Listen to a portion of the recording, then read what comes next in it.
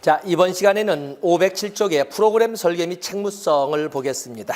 거기에 프로그램 설계 그냥 개념 출칙을 읽어보면 보겠습니다.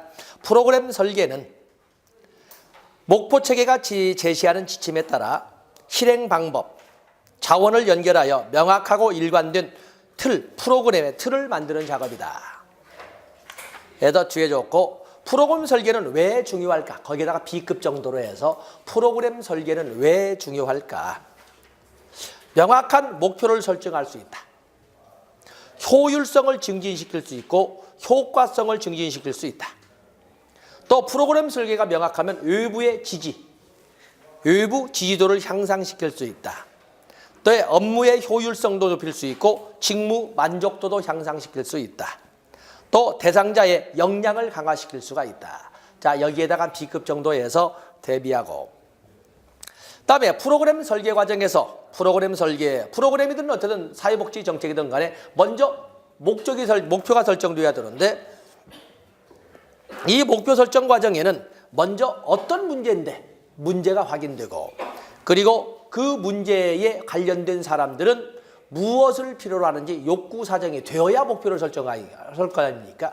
일반적으로 우리가 어떤 정책이나 일반 행정에서 볼 적에는 먼저 목표를 설정하고 이렇게 이끌어가지만, 우리는 반드시 그 전에 욕구 사정이 들어있다는 거죠. 욕구 사정. 지역사회복지에서 본 것처럼 어떤 문제가 인식이 되면 지역 주민들은 아니면 이 공동체 구성원들은 무엇을 필요로 하는지를 욕구 사정하고, 그것이 분석이 되면 목표 설정해서 대안 선정하고 정책 결정하고 집행하고 평가를 했습니다. 그런 것처럼 역시 프로그램을 설계할 때도 먼저 문제를 인식해 있으면 욕구 사정하고 그리고 목표를 설정하게 됩니다. 자, 그래서 프로그램 설계 과정 문제 확인, 내용을 걷어놓고, 그리고 나서 욕구 사정, 내용을 걷어놓고, 그리고 대상자 선정, 그리고 그들을 대상자를 위하여 목적과 목표를 설정하게 될 겁니다. 그리고 목적이 설정됐으면 이제는 프로그램 설계를 하는 거죠. 처음부터 프로그램 설계가 하는 것이 아니고, 그래서 프로그램 설계의 과정.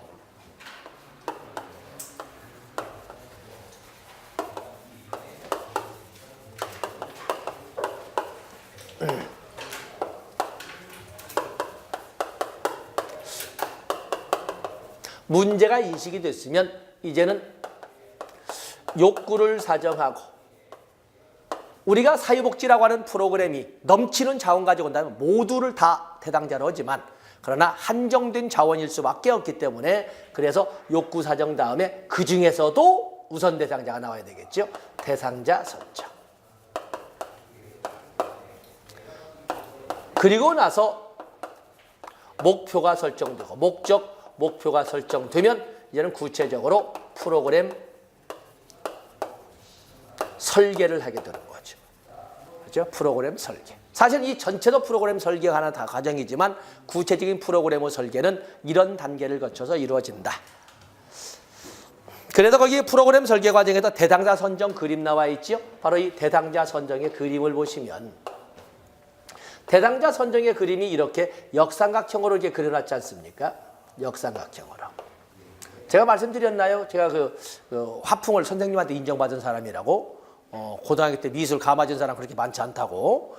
저는 독특한 화풍을 가지고 있는 사람이라서.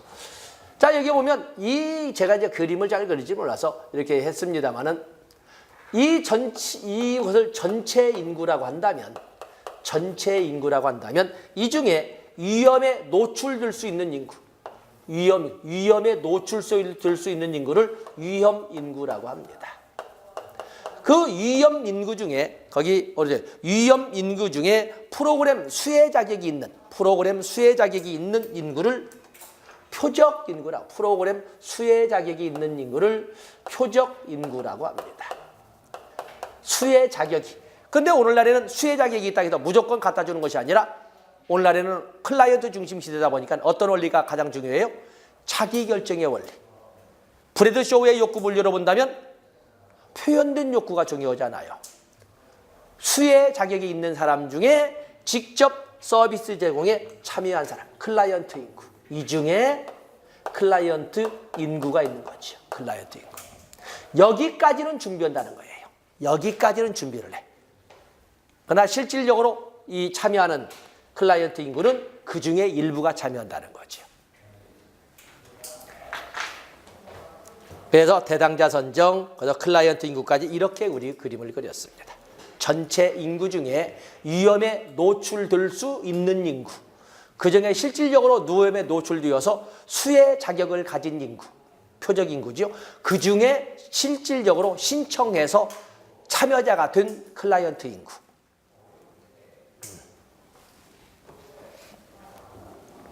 다음에 목적을 설정하고 단기적이고 구체적인 목표를 설정하면, 목적을 설정한 다음에 그 목적의 구체적이며 단기적인 목표를 설정하면 어떤 원칙에 대해 설정하겠어요?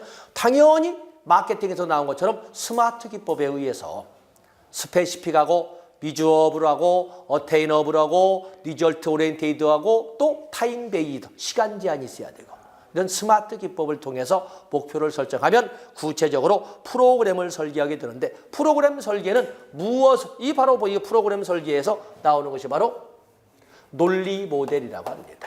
논리 모델. 프로그램에서는 무엇이 투입 자원이고 어떻게 전환을 해서 어떤 산출을 가져올 것인가. 보통 우리가 사회복지 프로그램이라고 하는 것은 투입은 뭐예요? 도움이 필요한 클라이언트, 도움을 줄 수 있는 사회복지사, 그 과정에 힘을 같이 동참해주는 행동체계, 이런 사람들이 투입이고 투입의 인적 자원이고 이런 시간, 공간 자원들이 투입 자원일 거예요.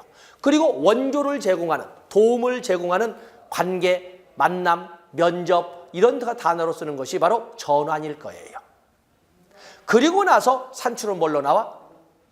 욕구가 충족된 클라이언트로, 아니면 문제가 해결된 클라이언트로, 아니면 문제 해결 능력을 갖춘 클라이언트로, 적응 상태로 돌아온 클라이언트로, 이렇게 산출이 되지 않겠습니까? 그러고 나면 그로 인한 성과, 그로 인한 성과가 나와 있죠. 클라이언트가 그로 나서 느끼는 심리적, 소프트웨어적 만족도, 성과, 그로 인한 파급 효과. 세상에 그렇게 못된 놈도 사람들이 왔대? 그런데 갑자기 사회복지기관에 대한 후원자라든지 고객들이 막 밀리기 시작하죠. 이것은 임팩트, 영향이라고 할 수가 있습니다. 영향. 바로 여기 성과까지 내는데 오랜 시간이 걸리는 거죠. 거기에서 고병가비가 말이야, 거기에서 강의를 했는데 적중률이 높았대. 그래? 근데 적중률 높았는데 실제 배운 사람들은 만족도는 어쩌는데 안 배워도 돼 라고 하는 사람도 있고, 아니야 배워서 참 시간 됐어, 이렇게 만족도가 어떻게 나타나에 따라서 갑자기 내 고객이 확 늘어날 수도 있고, 아니면 한 명도 안 모일 수도 있는 거거든요. 그래서 투입, 전환, 산출, 성과는 소프트웨어적인 만족도를 말하고, 그리고 그로 인한 파급 효과, 저희 모교가 옛날에 상당히 거친 깡패 학교라고, 지금도 하는 사람들은 깡패 학교라고 합니다. 그런데 제가 6교인데 거기에서 그 4회 때부터 그 당시에는 예비고사, 수능 전에 예비고사의 최고 합격률을 자랑하기 시작했어요. 그러니까 뛰어난 애들이 막 몰려들기 시작하죠. 그러면서 그 기질은 없어지지 않으면서도 성적이 굉장히 이런 높은 효과를 가져왔어요. 그렇기 때문에 보면 그 거칠고 가정에서도 포기하고 싶어하고 사회에서도 좀 아웃사이더로 보는 놈들을 선생님이 끌어안다 보니까, 끌어안았다는 건 전환이죠. 제법 책을 볼 줄 아는 애들로 만들어졌어. 실력을 갖춘, 사회를 좀 긍정적으로 보기 시작한, 적응 상태를 제대로 올려는 애들로 산출이 된 거죠. 그러면서 애들도 학교에 대해서 뿌듯해하기 시작했고, 선생님을 적대시하는 애들이 한 2학년, 3학년 되면서 선생님한테 얻어맞아가면서 선생님을 미워하지 않게 됐어요. 성과.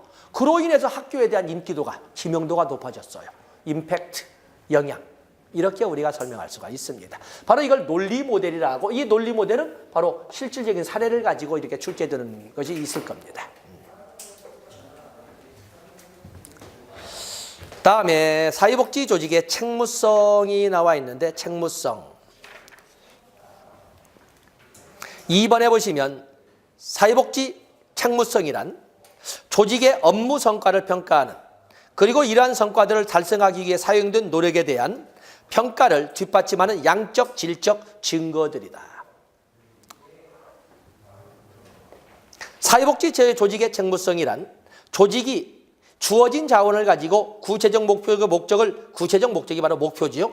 목표를 얼마나 효과적, 효율적으로 달성했는가를 객관적으로 증명할 것을 요구하는 것을 사회복지 조직의 책무성이라고 합니다.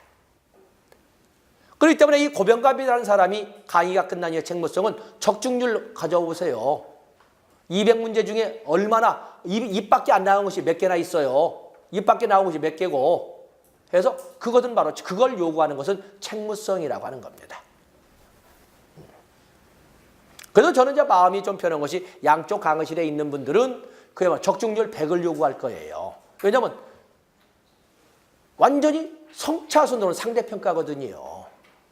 근데 우리는 할 것이 더 많아도 안 알려줄 수도 있죠. 우리는 몇 점 받고 싶다고? 70점만. 잠은 잘까? 시험 끝나고 잠자야지. 시험 끝나고 잠 못 자면 그건 그 비효율이잖아요. 그렇기 때문에 공부하는데 시간이 오래 걸리고 고통스러운 것은 없애자고. 알아야 되지만. 그런 것은 나중에 기출문제 풀이할 때 그때 집어넣으면 되니까. 근데 어쨌든 이런 것을 증명하는 것이 바로 책무성. 얼마나 목표 달성에 기여했는지를 증명해 주세요. 양적으로, 질적으로 하는 것을 조직 책무성이라고 하는데 책무성의 구성요소 보면 사회복지사의 성과, 윤리적 책임행동, 실천효과성 검증 능력. 자, 그런 정도. 어떤 B급 정도로 그 정도만 보시면 됩니다. 자, 이제는 욕구조사와 평가조사가 나와 있습니다. 욕구조사와 평가조사가 나와 있는데 욕구조사. 거기 욕구의 종류, 욕구조사에서 욕구의 종류는 안 봐도 되지요. 벌써 매슬로우의 욕구 5단계, 그리고 알더퍼의 ERG 이론은 뭐 선생님들이 484페이지에서 다 본 적이 있습니다. 484페이지 한번 넘어가 보세요. 484페이지. 선생님들이 다 그림도 그렸고 바로 앞에 484페이지를 보면 매슬로우의 욕구 5단계설, 또 그 욕구 5개, 엘더퍼의 ERG 이론, 엘더퍼가 제시한 욕구 3개 다 이게 볼 수 있습니다. 그렇죠? 볼 수 있고.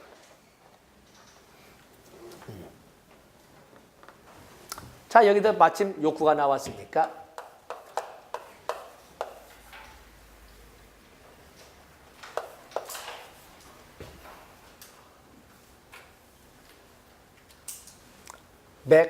맥클라렌트. 우선 이 뭐죠? 성취동기. 맥클라렌트의 성취동기는 머레이의 성취동기 이론을 활용한 건데, 물론 심리학에서는 동기 또는 욕구, 추동 이런 단어들을 구분을 합니다. 근데 요즘은 이제 동기나 욕구, 하고 싶은 것 이런 단점에서 욕구나 동기를 구별할 줄 본다면 맥클라렌트는 성취동기에서 3가지를 제시해서 가장 상위 차원을 성취동기, 성취욕구죠. 성취욕구. 그리고 권력욕구 또는 권력동기, 그리고 친교동기. 이렇게 맥클라렌트의 성취동기 이론에서는 인간이 갖고 있는 욕구를 3가지로 나눴어요. 친교동기라고 하는 것은 소속 애정의, 말하자면 매슬로우로 본다면 소속 애정의 욕구라고 하지 않겠습니까? 소속 애정의 욕구. 그에 비해서 권력의 욕구라고 하는 것은 존경의 욕구라든지 아니면 생리적 욕구가 거기에 해당될 거예요. 생리적 욕구는 희소한 자원을 가지고 먹고 남아야 되니까, 생존해야 되니까 권력의 욕구.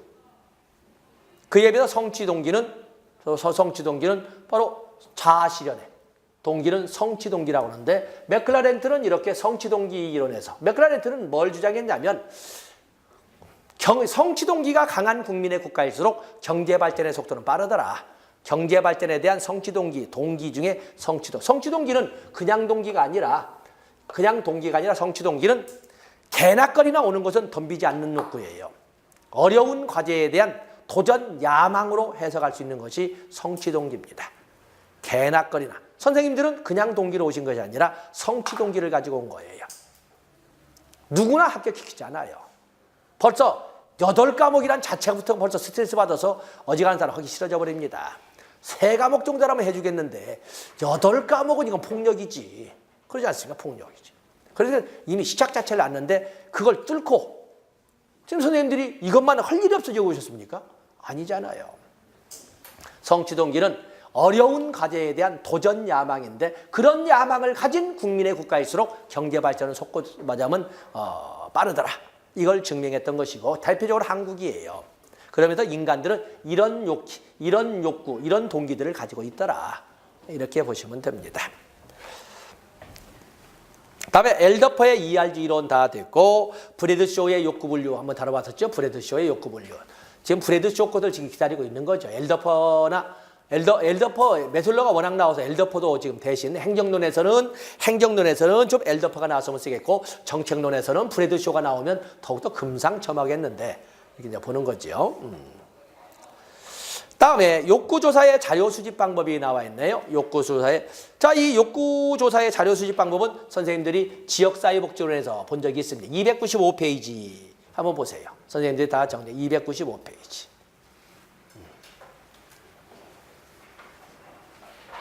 거기 오면 지역사회 포럼도 나와 있고 또 그런가 하면은 명목집단기법, 초점집단기법, 또 델파이 기법, 주요 정보 제공자 기법, 뭐 인터뷰 기법, 또 2차 자료조사 기법으로서 사회지표 이용 기법 등등등 많은 방법들을 또 우리가 노트 정리도 해봤습니다.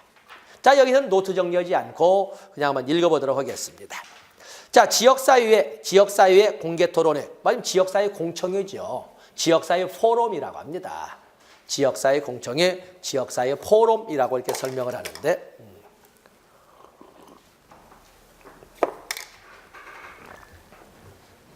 노트 정리할 때 어떻게 했었어요? 공개된 시간과 공간 범위 내에서 공개된 시간과 공간 전체 주민의 참여하에 자유토론을 통해서 그렇죠? 그래서 공개된 시간, 공간, 전체 주민, 재반 문제, 자유토론 이걸 통해서 최선의 대안이나 사업의 우선순위를 정해가는 방법 이렇게 설명을 했어요. 그 당시에는 장단점 설명하지 않았지만 어떤 장단점은 뭐 B급으로 해서 주의해보기로 하고 그에 비해서 명목집단은 또 어떻게 그 다음에 바로 명목집단을 노트 정리했지요. 공개된 시간과 장소에 전체 주민을 모아놓고 재반 문제에 대해서 자 거기까지는 지역사회 공청회와 똑같다고 그랬지요. 뭐가 차이가 있다? 지역사회 포럼은 자유토론인데 비해서 명목집단은 자유발표만 그러죠? 자유발표만 허용하는 거죠. 질문이라든지 이의제기는 금지되는 거죠. 그리고 거기다 플러스 민주 절차, 그렇죠? 투표와 같은 방법을 통해서 그날 발표된 사항에 대해서 우선순위를 결정하는 것이 명목 집단 기법이었어요. 그 다음에 우리가 노트 정리할 적에 뭘 적었죠? 초점 집단 기법을 노트 정리를 했어요. 거기에는 역시 공개된 장소와 시간을 통해서 누가 모여? 전체 주민이 아니라 이해 당사자들만 모여서 그리고 전체반 문제가 아니라 특정 문제에 대해서 어떻게 자유토론을 하고 해결책을 찾아가는 방법은 초점, 포커스라고 하죠. 초점 집단 기법이라고 이렇게 노트 정리를 했어요. 다음에 델파이 기법. 델파이 기법은 뭐예요? 불특정 다수의 전문가 대상으로 정보를 공유하는 가운데 반복되는 질의응답을 통해서 아무리 델파이 기법에 대한 문제를 다르게 내도 판단하고는 전문가란 단어가 나올 것이고 반복되는 이 두 개의 단어가 나올 거예요. 무조건 델파이 기법이에요. 일명 전문가법이라고 합니다. 델파이 기법. 최소한 이 4개 정도는 우리가 가져가야 되는데 그 이외에도 기존에 만들어진 방법을 이용하는 방법, 기존에 만들어진 그 방법을 가지고 하는 것도 있습니다. 기존에. 바로 기존에 만들어진 자료를 우리는 2차 자료라고 하죠. 연구자가 직접 조사를 통해서 만든 자료는 1차 자료, 타인에 의해서 만들어진 자료를 이용할 때는 2차 자료라고 한다고 그랬습니다. 2차 자료. 바로 이 2차 자료를 이용한 방법 중에 대표적인 것이 바로 사회지표법이지요. 사회지표를 이용하는 방법. 기존에 만들어진 통계 자료를 이용한 방법이 바로 그게 되겠어요. 바로 이 통계 자료를 이용한 방법에서는 특징이 뭐야? 2차 자료 이용법. 그 이미 만들어진 자료의 수치나 단어가 뭘 의미하는지 의미 분석법이고 또 내용 분석법이고 그리고 연구자가 직접 관여해서 만든 것이 아니기 때문에 비관여 방법을 쓴다. 비관여적 방법을 썼다고 이렇게 우리가 설명을 했어요. 비관여적 방법을 썼다. 그에 대한 내용은 여러분들이 페이지를 123페이지와 123페이지 그리고 129페이지를 적어보세요. 사회복지조사론 제일로 뒤에 가면 또 그걸 또 우리가 공부했던 적이 있어요. 그 외에도 뭐 많은 것이 있지만 적어도 지금 5개 봐서 많이 맞지 않습니까? 5개. 가만히 보면 노트 정리도 되어 있고 들은 것 같네. 시험지 딱 넘기면 틀리지는 않으실 겁니다. 자, 그래서 여기에서도 지역사회 공개토론을 설명했고 다음에 명목 집단기법 그리고 초점 집단기법 그리고 4번의 델파이법 또 6번의 2차 자료 분석 아까 사회복지조사는 제일로 뒤에 가면 1차 자료, 2차 자료, 그리고 129페이지 가면 내용분석법 이런 내용들이 다 있거든요. 바로 그걸 활용하는 것이 2차 자료 분석법이고 대표적으로 이미 만들어진 통계 자료인 사회지표를 이용하는 방법이 여기에 해당된다고 말씀을 드렸어요. 자, 이런 것을 이제 말하자면 저는 이제 고병갑 단독 콘서트를 하다 보니까 굳이 다른 이제 선생님마다 달리 오면 또 일일이 또 여기서 배우고 또 판서 오고 저기서 판서 오는데 저는 이제 편하게 좀 진행을 했습니다. 페이지 적어보시고 한꺼번에 3번 또 읽어볼 수 있도록 하시면 됩니다. 다음에 거기 보시면 프로그램 평가조사가 있습니다. 평가조사.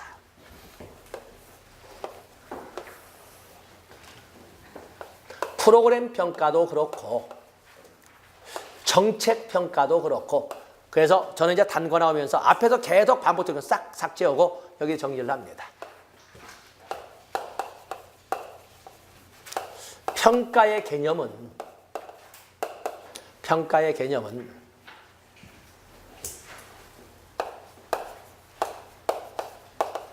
목표 달성도 파악과 목표 달성. 옛날에는 평가 그러면 목표 달성도 파악만 그랬어요.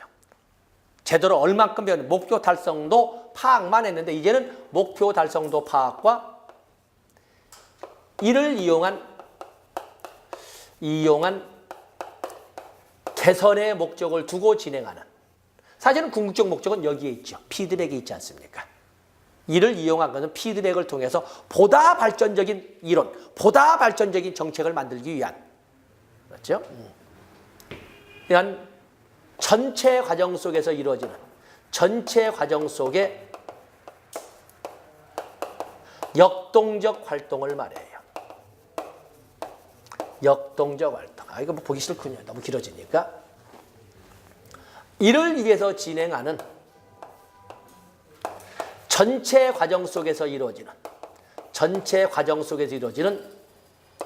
역동적 활동을 역동적이라는 것은 왔다 갔다 하는 피드백이 끊임없이 이루어지는 옛날에는 평가 그러면 마무리되고 하는 총괄평가만 있었잖아요. 그런데 1967년에 스크리베인이라는 사람에 의해서 형성평가가 만들어져요. 그러면서 이제는 중간에 수없이 많은 피드백. 아까 우리가 TQA 뭐예요?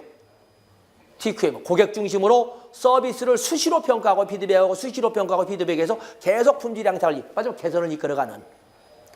그래서 이제는 전체 과정 속에서 역동적으로 이루어지는 활동이라고 하는 것이 평가가 되겠어요. 이 평가의 용어로 이렇게 본다면 여기에는 검사도 있고 측정도 있고 평가도 있고 어디 귀신 영화 지금 촬영하나? 그러면 총평도 있습니다. 총평. 우리가 평가라고 흔히 사용하고 있는 이런 용어들의 예가 검사는 알아보는 것이죠. 알아보는 과정, 파악하는 과정을 테스트라고 합니다. 알아보는 과정. 측정이라고 하는 것은 검사 결과의 수치와 계량화를 말합니다. 계량화. 여기에서 나오는 측정에 의해서 나온 것을 뭐라고 한다고 그랬죠? 명목 측정, 서열 측정, 동간 측정, 비율 측정 이렇게 하고 거기에서 나온 그 수치를 측정치라고 한다고 그랬어요. 수치를 측정치. 그렇지 않으면 척도 그냥 같이 써도 됩니다. 명목 척도, 서열 척도, 동간 척도, 비율 척도 이렇게 쭉 알아보시면 되는데 수치와 바로 이런 측정치에 대한 측정의 결과를 수치로 표현할 때 측정치는 측정치 등에 대한 가치 판단. 가치 판단을 하게 되면 이것은 평가라고 하는 거예요. 자, 여기 있는 선생님들이 모두 70점을 맞았다. 자, 그것은 측정치일 뿐이에요. 측정을 통해서 나온 점수죠. 그런데 이것이 각각의 선생님 한 분 한 분에 있어서 70점은 어떤 의미를 갖지? 어떻게 이를 해석해야 되지? 이를 따지는 것은 평가가 되겠어요. 당군일의 사회복지를 처음에는 70점 맞았다. 신의 손이죠, 신의 손. 그렇지 않습니까? 근데 여러 오랫동안 공부를 했는데 70점밖에 못 맞았다. 그럼 뭔가 공부를 한 줄 알겠는데 문제를 안 풀어보고 책만 봤다. 이렇게 분석할 수가 있는 거거든요. 공부를 많이 하고도 실전 연습이 없으면 답이 안 찾아지는 거예요. 책과 똑같은 문제가 안 나오기 때문에. 그래서 문제풀이가 필요한 거거든요. 자, 그렇게 해석을 하는 것은 가치 판단, 의미 해석, 의미 분석은 평가. 이것을 환경과의 관계 속에서 환경과의 관계를 파악하는 것은 이것을 환경과의 관계 속에서 파악하는 것은 총평이라고 하는 거예요. 총평. 그래서 우리가 이제 그렇기 때문에 검사하고 검사의 결과를 수치로 나타내고 그 수치가 개개인에게 어떤 의미가 있는지를 판단하고 그리고 환경 속에서 그것이 어떤 의미를 환경 속에서 분석하는 것은 총평이라고 하는 겁니다.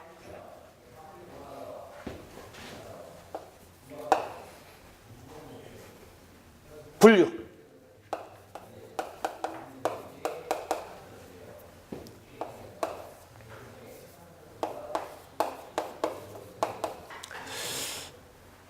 사회복지 평가, 사회복지 실천 평가, 사회복지 정책 평가, 사회복지 프로그램 평가 다 기준에 따라서는 의무 평가와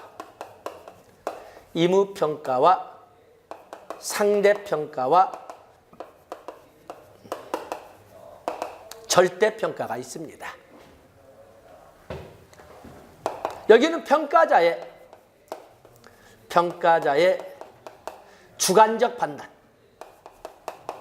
주관적 판단으로 하는 것이 의무평가죠. 의무평가. 주로 정의적 측면이라든지 아니면 실제 우리가 현장으로 본다면 예체능 교과에 대해서는 전부 이겁니다. 예체능 교과 실기 생각이에요. 김연아가 왜 모스크바 올림픽에서 2등을 했을까? 그렇지 않습니까? 이번에 무슨 피아노에서 1등 했는데 왜 프랑스 음악원 그 교수는 1등짜리에게 연거푸 빵점을 줬을까? 옛날에 이대에서 그 유명한 3천만 원 뇌물 사건이 그거 아닙니까? 실기 3천만 원. 그랬더니 그 다음에 대한민국 국민을 무동한 처사를 했죠. 커튼을 걸어놓고 실기하는 학생의 얼굴을 안 보고 채점한다고? 대한민국 국민을 너무 우습게 하는 거죠. 예술을 한 사람은 사람 얼굴 안 보고도 소리만 듣고도 누구 새끼네. 맞아면 너 목 보 하는 것처럼 너의 목소리가 보여 하는 거 있잖아요. 히든이군요, 히든. 그런 것처럼 노래만 하고도 호흡이 맞으니 그렇게 아는데 그리고 그림을 보고도 맞아면 붙어친 것만 가지고도 누구 새끼인지를 찾아내는 방법이 음악 피아노 실기로는데 커팅 가져놨다고 누구 새끼인지를 몰라? 대한민국 국민을 너무 능멸한 거고 대한민국 국민은 음악의 민족이잖아요. 절대 음감을 자랑하는 우리나라에서 음치라고 하는 사람이 해외에 나가면 저거 작곡가들이에요. 그 사람들이. 그걸 우습게 하는 거죠. 이거 주관적 판단. 상대평가는 규준. 맞으면 비교 기준이죠. 비교 기준. 규준 지향평가가 되겠어요. 상대평가. 절대평가는 준거. 맞으면 목표 달성 유무의 판단 기준을 준거라고 그래요. 선생님들은 적어도 사회복지사 1급이 되기 위해서는 뭐 과목별로는 40점 이상이면 충분히 능력을 발휘할 수 있고 전체 60점이면 뭐 충분히 사회복지사 1급으로서 전문적 업무를 수행할 수 있다라고 보기 때문에 그것만 통과하면 1급의 자격증을 주게 되는 거거든요. 선생님들은 절대평가예요, 자격증. 다음에 과정으로 본다면 진단평가, 형성평가, 그리고 총괄평가가 있어요. 총괄평가가 있습니다. 진단평가라고 하는 것은 프로그램 수행 전에 하는 평가가 진단평가예요. 이것은 사전 전략을 수립하기 위해서 하는 것은 진단평가죠. 맞아요. 욕구조사 어쩌죠? 욕구조사. 지역 주민들이 무엇을 필요로 얼만큼 필요로 하지? 그걸 알아야 전략을 짜지 않겠습니까? 욕구조사 것은 프로그램이나 정책을 수행하기 전에 사전에 알아보는 사전 전략 수립용 평가가 되겠어요.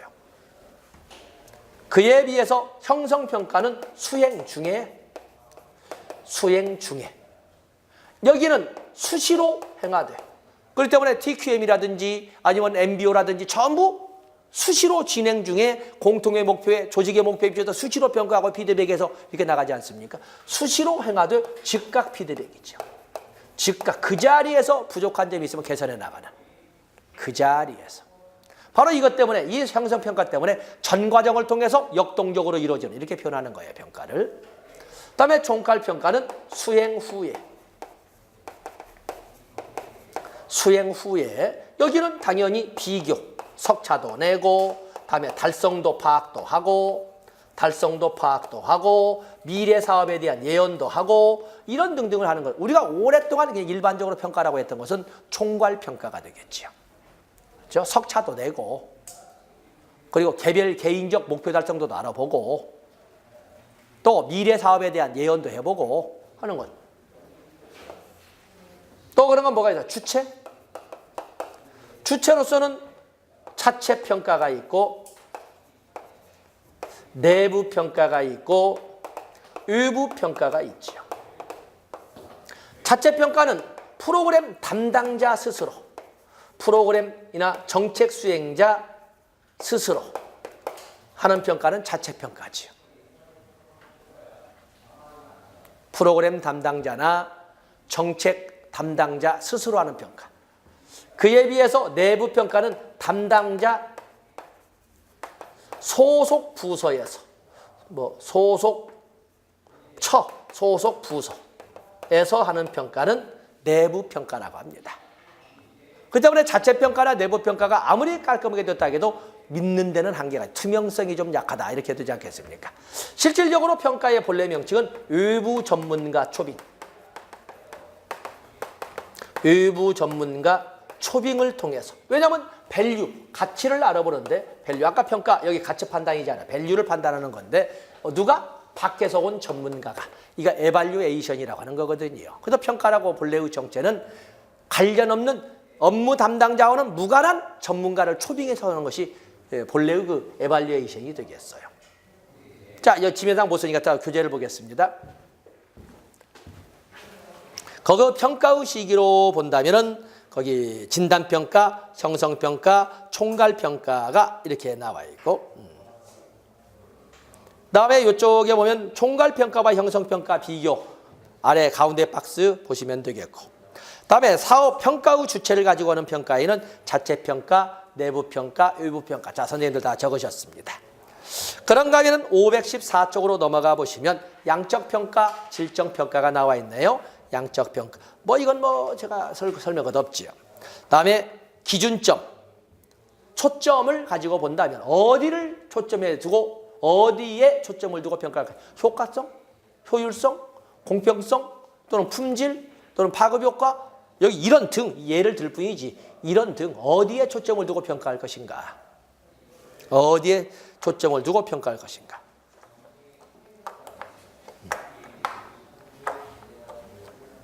그렇기 때문에 옆에 박스에서 나오는 옆에는 보실 것도 없고 이런 등의 평가가 있다. 예로 보시면 되는 겁니다. 자, 별표하실 것은 메타평가. 메타평가라고 하는 것은 평가 자체의 평가예요. 평가가 제대로 됐느냐? 평가 자체에 대한 평가. 우리가 사회복지 조사를 할 때 교재와는 관련 없이 좋은 평가 도구의 조건 4가지를 들었죠. 좋은 평가 도구이기 위해서는 타당도, 신뢰도, 객관도, 실용도를 갖추고 있어야 된다. 그중에 타당도와 신뢰도를 가지고 주로 설정을 했었는데 타당도와 신뢰도를 가지고 있는데 바로 이 좋은 평가 도구의 조건, 검사의 양호도라든 이 4가지가 모두 갖춰져 있나 안 갖춰져 있냐. 평가 자체를 가지고 평가하는 것은 메타평가라고 하는 것입니다. 아시겠죠? 보시고 아주 드물게 나옵니다만은 사회복지법인 및 사회복지시설 재무효율계 규칙을 보도록 하겠습니다. 올해 1월 5일 날 개정되어서 개정된 것도 특별히 있는 것이 아니라 어쨌든 개정된 것이 있어서 자, 이 조문을 다 읽자고 하는 것은 아니고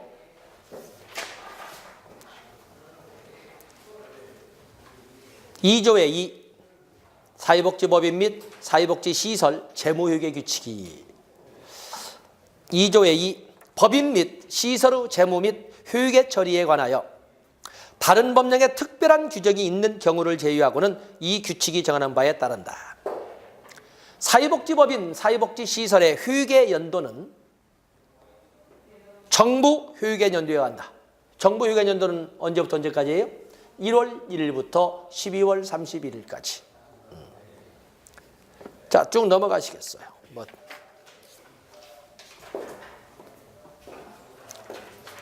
다음에 예산과 결산이 나와 있는데 예산과 결산. 이것은 우리가 재무행정, 사회복지 행정론의 재무행정에 서지하는 것을 여기 보겠습니다. 7조에 보면은 모든 수입은 세입으로 하고 모든 지출은 세출로 하는 겁니다. 특정 목적에 의해서 들어왔다고 해서 특정 세입으로 하고 그것을 또 특정 그 목적으로 지출해서는 안 됩니다. 어떤 의도로 들어왔던 간에 그냥 총 세입이 되는 것이고 그리고 어떤 목적으로 나가더라도 총 세출해서 나가는 겁니다. 그래서 이거 보시고 다음에 세입과 세출은 모두 예산에 계상하여야 한다. 세입과 세출은 모두 예산에 계상하여야 한다.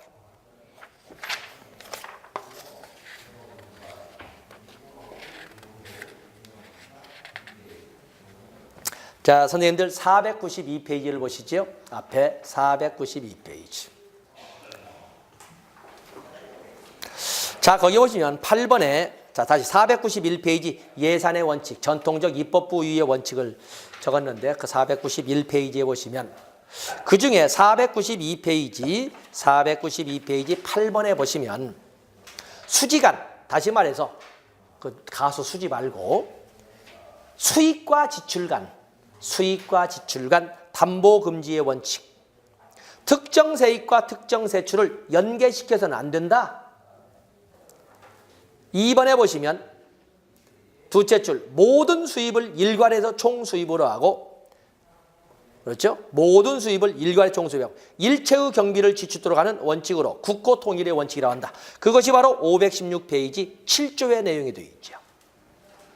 모든 세입은 총 세입으로 하고 모든 지출은 그냥 단일 세출로 정하도록 되어 있습니다. 다음에 세입과 세출은 모두 예산에 계상되어야 한다. 세입과 세출은 모두 예산에 계상되어야 한다. 그것은 491페이지 4번. 완전성의 원칙이 나와 있지요. 모든 세입과 세출은 빠짐없이 예산에 올라 있어야 된다. 완전성의 원칙이라고 합니다. 예산 총계주의의 원칙이라고 하는 거죠.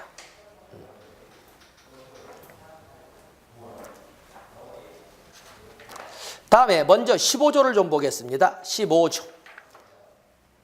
거기 15조에 보면 예산의 목적의 사용금지, 법인 효율계 및 시설 효율계의 예산은 세출 예산이 정한 목적 외에 이는 사용하지 못한다. 492페이지 7번 한정성의 원칙이라고 합니다. 한정성의 원칙. 절대로 예산을 집행할 적에는 정부 예산처럼 기간 예산도 시설 예산도 목적 외 492페이지 7번 한정성의 원칙 보세요. 목적 외 사용해서는 안 되고 초과 지출해서는 안 되고 또 기간 경과해서 사용해서는 안 됩니다. 원칙이 그렇습니다. 원칙이 예외는 있겠지만 그래서 목적 외 사용을 해서는 안 된다. 할은 목적으로 인한 한정성, 초과 지출, 지출로 인한 초과 지출이 있어서는 원칙적으로 안 되고 어쩔 수 없이 물가가 올라도 초과 지출 들 수밖에 없겠죠.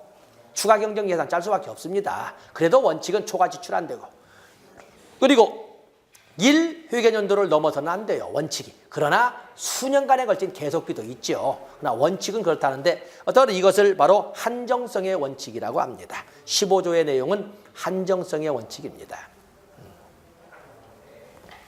다음에 다시 516페이지 보겠습니다. 516페이지. 그래서 여러분들은 거기 7조는 수지간 담보금지의 원칙. 담보금지의 원칙이라고 적어주시고 8조는 예산 총계주의의 원칙 나와 있죠. 예산 총계주의의 원칙을 바로 완전성의 원칙. 완전성의 원칙이라고 이렇게 적어주시고 그리고 15조 예산의 목적의 사용금지 한정성의 원칙이라고 나겠죠. 한정성의 원칙. 그래서 같이 여기에서 봐주시면 됩니다. 다음에 팍 터지게 욕먹은 문제가 516페이지. 예산에 첨부해야 될 서류가 있습니다. 예산에 첨부해야 될 서류. 거기는 예산 총칙, 세입 세출 명세서, 추정 대차 대조표, 추정 수지 계산표, 임직원 보수 일람표, 그리고 효율록 사본. 이것을 예산에 첨부하도록 되어 있습니다. 그 때문에 언뜻 보면 예산 촉진이나 세입 세출 명세서나 추정 대차 대조표, 추정 수지 계산서까지는 알겠는데 거기에 보면은 임직원 보수 일람표도 첨부해야 되고 이사회나 시설 운영위원회 효율록 사본도 첨부해야 됩니다. 다음에 거기 12조 준예산이 있네요. 준예산은 491페이지로 오면 사전 의결의 원칙이 있습니다. 491페이지 오면 사전 의결의 원칙. 예산은 반드시 아무리 늦어도 회계연도 개시일, 맞으면 1월 1일 전까지 의결돼야 되죠. 그런데 어떠한 사유를 들든지 간에 회계연도 개시일 전까지 예산이 의결되지 못하면 집행 안 되네. 사업 중단되네. 그래서 바로 헌법에 정한 것처럼 여기에서도 이 정한 내용에 대해서는 전년도 예산에 준하여 집행하도록 되어 있습니다. 그래서 12조는 사전 의결 원칙의 예유라고 합니다. 사전 의결 원칙의 예유. 그렇죠? 491페이지를 가시고 여러분들이 볼 수가 있습니다. 다음에 13조를 보시면 추가 경정 예산. 아까 우리가 한정성의 원칙을 15조에 보면서 목적에 사용해서는 안 된다. 추가해서 초과해서 지출해서는 안 된다. 그리고 회계연도를 넘어서 지출돼서는 안 된다를 원칙으로 하지만 어쩔 수 없이 초과 지출을 할 때도 있죠. 인플레이션 등이 있다든지 아니면 해외 원자재 가격이 올라서 지출할 수도 있는데 그럴 적에는 추가 경정 예산을 편성해서 예산을 조달해야 됩니다. 추가 경정 예산. 그래서 추가 경정 예산은 언제? 이미 예산안이 의결된 후에 새로운 사정으로 또 돈이 필요하다면 새롭게 예산안을 짜야 되는데 그것을 추가 경정 예산이라고 합니다. 추가 경정 예산. 다음에 예비비. 법인의 대표이사나 시설의장은 예측할 수 없는 예산의 지출, 예측할 수 없는 예산의 초과 지출에 충당하기 위하여 예비비를 세출 예산에 계상할 수 있다. 그런데 이걸 쓰고도 부족해서 추가 경정 예산을 쓰는 거거든요. 예비비를 반드시 국가재정법에 보면은 1%를 예비비로 편성하도록 되어 있습니다. 근데 그걸 하고도 부족해서 추가 경정 예산을 짭니다. 다음에 넘어가 보시지요. 518페이지에 가서 보시면 사회복지법인 사회복지시설의 회계 규칙을 보면 회계의 방법은 복식부기에 그런데 원칙은 단식부기입니다. 그래서 회계를 보면 단식부기에 의한다. 다만 일부에 있어서는 복식부기한다. 그래서 단식부기 동그래요. 다 단식부기. 다음에 사회복지법인 사회복지시설에 둬야 되는 장부가 4가지가 있습니다. 이것도 역시 장부 4가지, 현금 출납부, 총계정원장, 재산대장, 비품관리대장 4가지가 있다. 그냥 어떤 암기하고. 나머지는 뭐 좋습니다. 나머지. 그래서 아주 드문 경우인데 요걸 출제하는 사람들이 있어서 그래서 사회복지법인 어떤 올 1월 달에 개정된 사회복지법인 또 사회복지시설 재무회계 규칙을 살펴본 겁니다. 자, 이렇게 해서 약 2시간이 초과됐습니다만 사회복지행정론까지 마감된 겁니다. 이제는 우리가 마지막 3교시 3교과 사회복지 법제론으로 이렇게 진입하도록 하겠습니다. 자, 쉬었다 하겠습니다.